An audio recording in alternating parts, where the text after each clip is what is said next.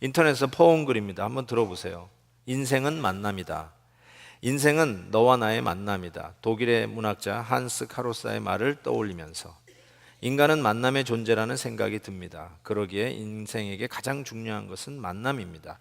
산다는 것은 만난다는 것입니다. 부모와의 만남, 스승과의 만남, 친구와의 만남, 좋은 책과의 만남, 많은 사람과의 만남입니다. 인간의 행복과 불행은 만남을 통해서 결정됩니다. 여자는 좋은 남편을 만나야 행복하고 남자는 좋은 아내를 만나야 행복합니다.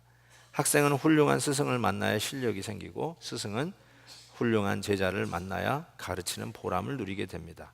자식은 부모를 잘 만나야 하고 부모는 자식을 잘 만나야 합니다. 씨앗은 땅을 잘 만나야 하고 땅은 씨앗을 잘 만나야 합니다. 백성은 왕을 잘 만나야 하고 왕은 백성을 잘 만나야 훌륭한 인물이 됩니다. 인생에서 만남은 모든 것을 결정합니다. 이 글을 우리가 들으면서 우리 모두에게 바로 이러한 만남에 대한 그리움이 있다라고 생각합니다. 우리가 이야기하는 예수님, 구원, 천국, 혹은 영생, eternal life 이런 얘기 할 때도 그 영생을 어떻게 얻지? If you speak English, press 1. 뭐 이런 식으로 여러분의 크레딧 카드 16 digit을 눌러주세요. 이런 기계와의 대화하면서 한 단계 한 단계 스텝을 올라가면서 얻어내는 것이 아니라 실은 우리의 이 신앙생활, 소위 믿음의 삶도 만남으로 이루어집니다. 만남이 본질입니다. 그게 시작이에요. 그래서 신앙생활도 자꾸 이 컨슈머 이런 사고 구조 때문에 뭘 해야 돼요? 첫 단계는 뭘 해야 돼요? 두 번째는 뭘 해야 돼요? 세 번째는 뭘 해야 돼요? 이런 어떤 교회의 요구사항이 마치 신앙생활이라고 착각하는데 본질과는 거리가 멉니다. 신앙생활은 바로 만남에서 출발하기 때문에 그렇습니다. 그래서 오늘 여러분하고 그 얘기를 좀 하고 싶습니다. 인앤아웃 버거에 가면 여러분 그 컵이나 거기 보면 John 3:16이라고 새겨져 있죠. 여러분이 잘 아는 말씀이 이것입니다. 하나님이 세상을 이처럼 사랑하사 독생자를 주셨으니 이는 그를 믿는 자마다 멸망치 않고 영생을 얻게 하려 하십니다. 영생을 얻게 하려 하십니다. 어떻게 얻느냐? 궁금하죠? 같은 요한복음에 이런 말씀을 했어요. 영생은 예수 그리스도를 아는 것이다. 이렇게 얘기했어요. 뭐 숫자를 누르고 뭐 이거저거 하가 아니라 예수님을 아는 것이다 라는 것입니다. 그러니까 어떤 공식을 여러분에게 비밀로 줘서 그 공식을 대입했더니 해답이 나왔더라 이런 차원이 아니라 예수님과의 만남을 이야기합니다. 오늘 본문에서 예수님이 자기 자신을 길과 진리와 생명이라는 말씀으로 적고 있습니다. 그 길과 진리와 생명 되신 예수님을 우리가 만나러 갔으면 좋겠습니다. 첫 번째로 예수님은 당신을 길이라고 얘기했어요. The way. 실은 오늘 이 요한복음 14장 우리가 같이 읽은 이 내용은 예수님이 제자들과 3년 동안 퍼블릭 미니스트리, 공생애라고 하죠. 30년 동안은 프라이빗 라이프를 사셨다면 마지막 3년은 공생애, 퍼블릭 미니스트리를 했다고 그러는데 그 3년 동안 제자들과 동고동락한 후에 이제 헤어지기 직전에 나눈 대화들을 적고 있습니다. 그래서 예수님이 이렇게 얘기해요. 2절에 내가 너희를 위하여 거처를 예비하러 간다. 떠난다는 뜻입니다. 그래서 어디로 간다는 것일까요? 예수님이 잠시 후면 십자가 지신다는 것입니다. 그리고 3일 만에 바로 오늘 부활절이죠. 이 부활하셔서 하나님이 계시는 천국에 가신다는 것을 시사하는 이야기죠. 그러면서 제자들도 내가 먼저 간다, 즉 너희들도 따라올 것이다 라고 이야기를 할 때 5절에 보니까 제자 중에 한 사람인 도마가 이렇게 얘기합니다. 주께서 어디로 가시는지 우리가 알지 못하거늘 그 길을 어찌 알겠사옵나이까 라고 묻습니다. 그때 예수님께서 하신 말이 내가 곧 길이요 진리요 생명이니 나로 말미암지 않고는 아버지께로 하나님께로 올 자가 없다라고 얘기했습니다. 예수님을 통과하지 않고는 소위 영생, 구원 있을 수 없다라는 말을 하고 있습니다. 이때 다른 제자 빌립이 이렇게 얘기합니다. 아버지 하나님을 보여주시면 우리가 알겠습니다 라고 했더니 이때 예수님이 하신 말을 좀 집중해서 볼 필요가 있어요. 이렇게 얘기하셨어요. 예수께서 이르시되 빌립아 내가 이렇게 오래 너희와 함께 있으되 네가 나를 알지 못하느냐. 지난 3년 동안 빌립아 내가 너와 함께 수많은 일들을 하지 않았느냐. 수많은 활동들, 수많은 이벤트, 이런 기적들을 함께 했는데 네가 나를 알지 못하느냐라고 반문하신 거거든요. 이 질문에 우리가 알 수 있는 교훈은 이거예요. 우리가 종교 생활을 아무리 많이 해도 하나님을 모를 수 있는 가능성이 있다는 거예요. 예수님의 제자가 3년 동안 예수님을 따라다니면서 그 수많은 것을 보고 동참했음에도 불구하고 모른다는 말은 우리가 열심히 소위 종교 생활을 해도 하나님을 모를 수 있다는 사실입니다. 하나님에 대한 정보는 많은데 정작 하나님을 모를 수 있어요. 한번 제가 퀴즈를 내볼게요. 이 사람이 누군지 알아맞혀 보십시오. 1962년 7월 3일생입니다. 그는 카레라이스와 스파게티를 아주 잘 만듭니다. 그리고 김한효 목사의 라이벌입니다. 12살 때 부모님과 이혼을 했고 니콜이라고 하는 여자와 결혼을 한 적이 있습니다. 영화 배우입니다. 탑건, 레인맨, 탐 크루즈 맞히셨습니다. 탐 크루즈 맞히셨어요. 제 라이벌입니다.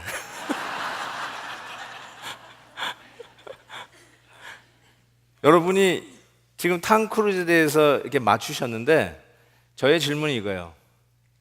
Do you know him? 탐 크루즈에 대한 정보는 알고 계시는데 탐 크루즈를 진짜로 아시나요?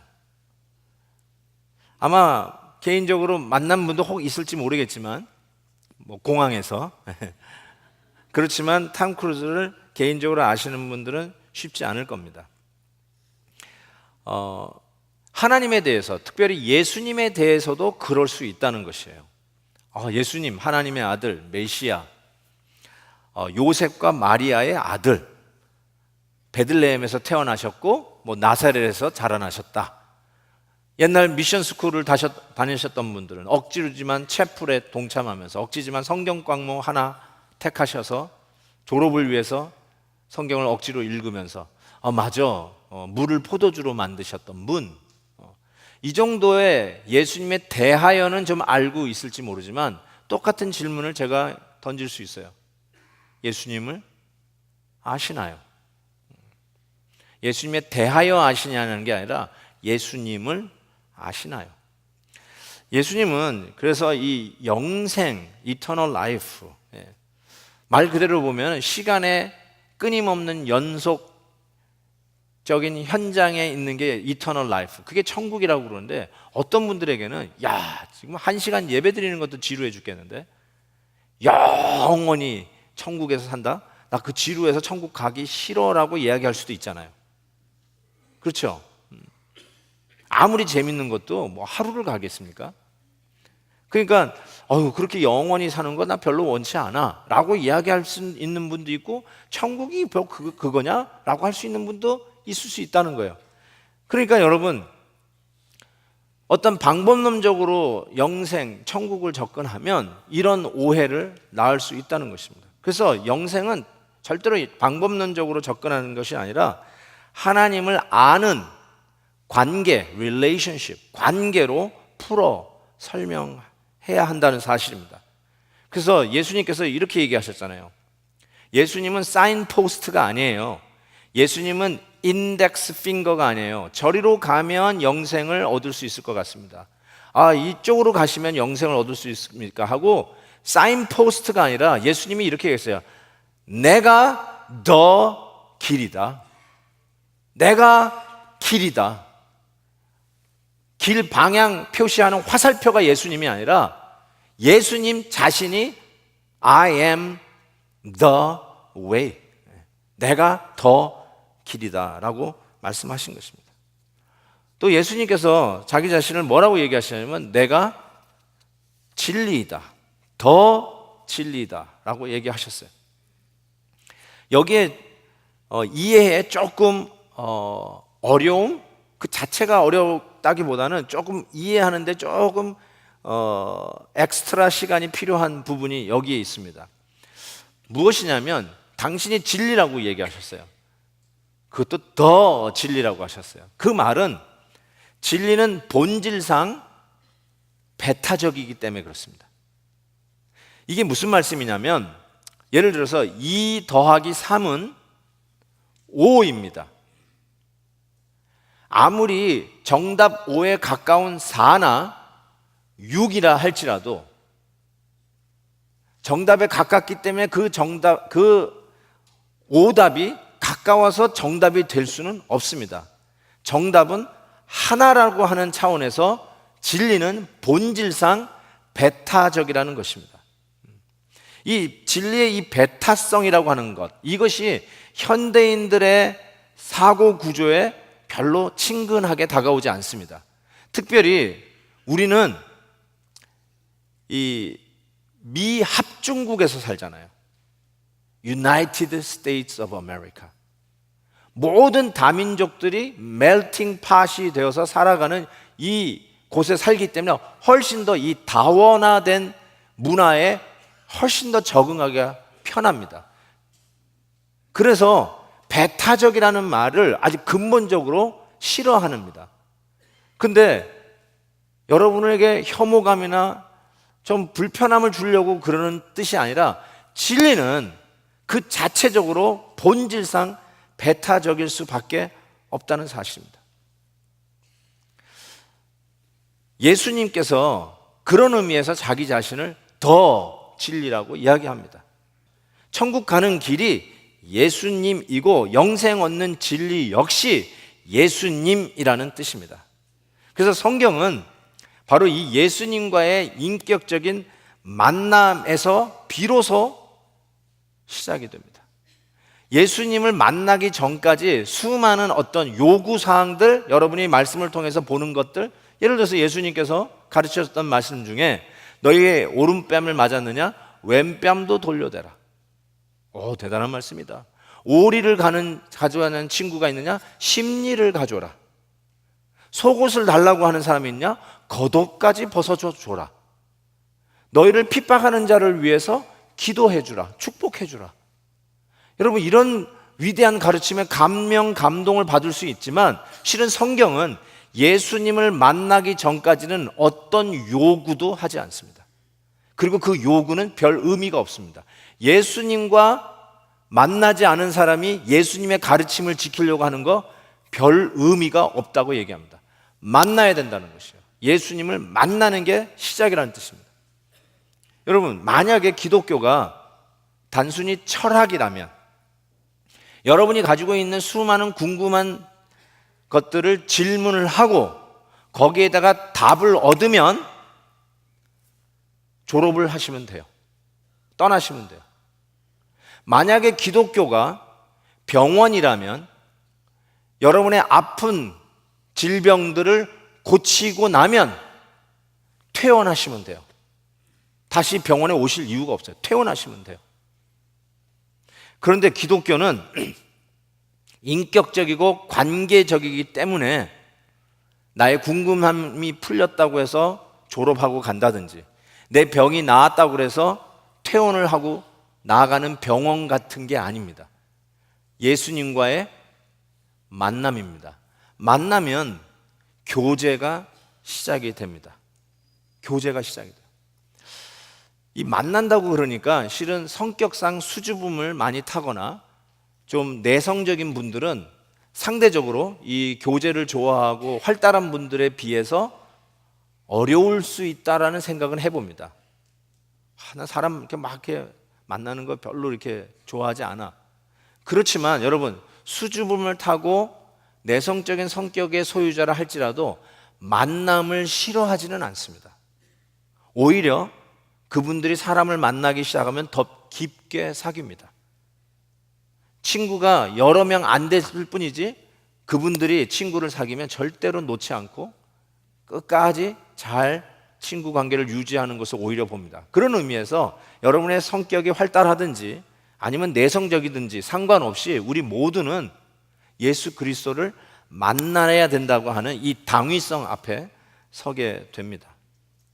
여러분, 예수님은 우리의 인생의 철학적인 문제에 해답을 주는 선생님 그 이상입니다.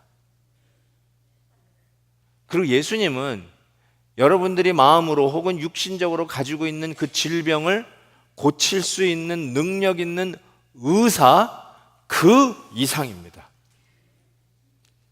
그래서 그분을 알아도 되고 몰라도 되는 옵션이 아니라 우리는 그분을 반드시 만나야 합니다. 기독교는 시스템이 아닙니다. 기독교는 여러분이 눈으로 보고 있는 교회의 어떤 행정 구조 이런 게 아닙니다. 기독교는 예수님과의 만남이고 교제입니다. 마지막으로 예수님이 자기 자신을 뭐라고 얘기하시냐면 나는 생명, 더 생명이다 이렇게 얘기했어요. 내가 곧 그 길이요 그 진리라고 얘기하신다고 하는 그 맥락에서 내가 더 생명이라고 하는 말씀은 예수님의 어떤 유일성을 이야기합니다. 유일성. 그러니까 영어로 보면 원래는 부정관사 A를 써요. A way, A truth, A life 그렇게 쓸 수 있잖아요. 그런데 본래 성경대로 보시면 정관사 더를 갖다 붙였어요. The way, the truth, and the life 더를 갖다 붙였어요. 그 말은 그 의미가 유일하는 거예요. 유일성.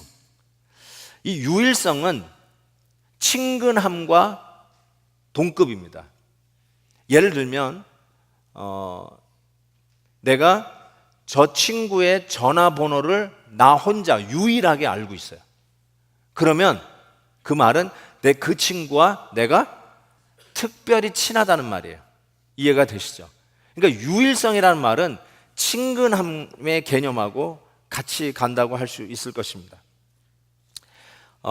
그래서 이 친하다는 말은 벌써 아시다시피 관계적이잖아요. 여러분이 친하다고 생각하는 사람이 있었어요? 그런데 그 사람에 대한 신상을 제3자를 통해서 들었어요. 그럼 여러분 어떤 마음이 드세요? 섭섭해요. 내가 그 친구가 굉장히 친한데 그 친구에 대한 이야기를 남을 통해서 듣는 거 얼마나 섭섭해요. 난 친하다고 생각했는데 그 친구는 나를 친하게 생각하지 않나 봐 하고 섭섭할 수 있어요. 늘 이렇게 예배 시간에 보던 성도님인데 안 보여요. 그래서 그 성도님이 왜 안 보이시지 하고 물었더니 그분이 이사 갔다는 거예요. 자, 그러면 친하다고 생각한 분들은 섭섭해요. 나한테 얘기도 안 하고 이사 가버렸네. 근데 안 친한 사람은 그래서 안 보였구나. 별 반응이 없어요. 별로 어떤 감정의 느낌이 없어요. 그렇지 않아요?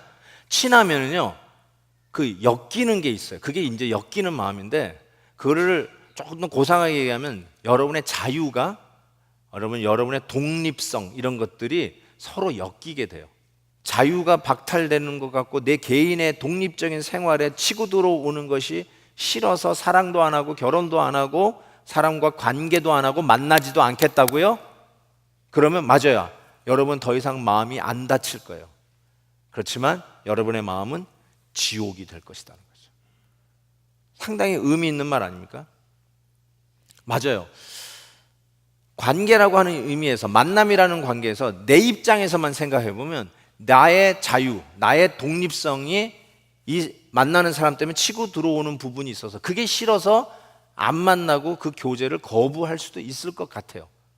근데 여러분, 내가 더 길이요, 더 진리요, 더 생명이라고 하시면서 오늘 여러분을 만나고 싶어하는 예수님의 입장에서 생각해 볼 때, 예수님도 어쩌면 여러분과 만남으로 해서 성가셔지는 부분, 여러분이 예수님의 생에 치고 들어와서 예수님의 독립성, 예수님의 자유성이 또 침범되어지는 그 불편함 때문에 예수님도 여러분을 만나기 싫어할 수도 있지 않나요?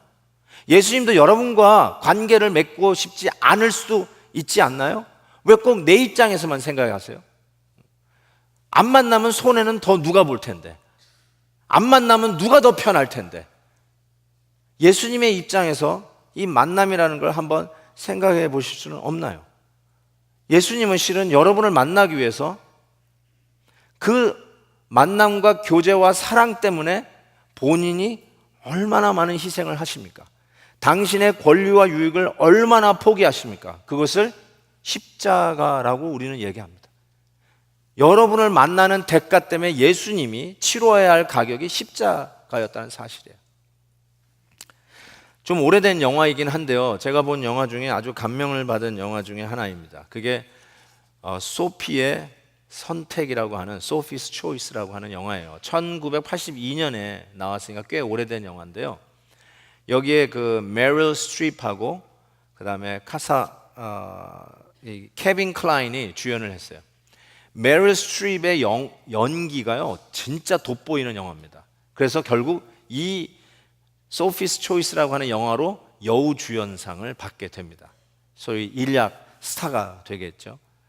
거기에 보면 실은 그 영화 좀 길긴 하지만 그 뒷부분에 왜 이 메릴 스트립, 소피가 왜 그렇게 살았는지, 결국 나중에 소피가 자살해요.